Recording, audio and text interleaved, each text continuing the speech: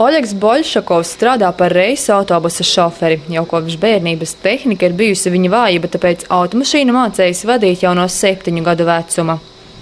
Kolhozu laikos bija, kad braukājām mazi puikas. Tēvs deva braukt. Tā vat pavika tā mīlestība no tiem laikiem. Tāpēc saku, citreiz iekāp atceries savu bērnību.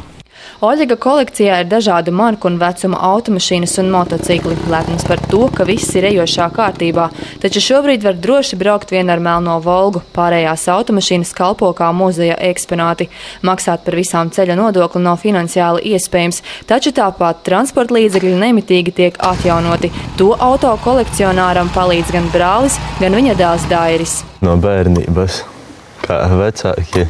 Reku, tehniku ņēmās visu laiku, un arī sākās interese parādījās. Labā sajūta, kad tu salasi kaut ko tikko, un tad iedarbini, un nekā viss iet ideāli. Pirmais tas iespējas. Tas, ka tavs darbs nav bijis veltīgs. Jā. Šobrīd senlaicīgās automašīnas novietotas vecā angārā viena pie otras cieši klāt, taču nākotnes iecere autokolekcionāram izveidot muzeju, kas būtu pieejams ikvienam, taču idejas īstenošanai nepieciešami līdzekļi, kuru šobrīd Oļegam nav, tāpēc autokolekcionēšana un atjaunošana ir vien paša priekam. 3 ātrumi viņai tikai.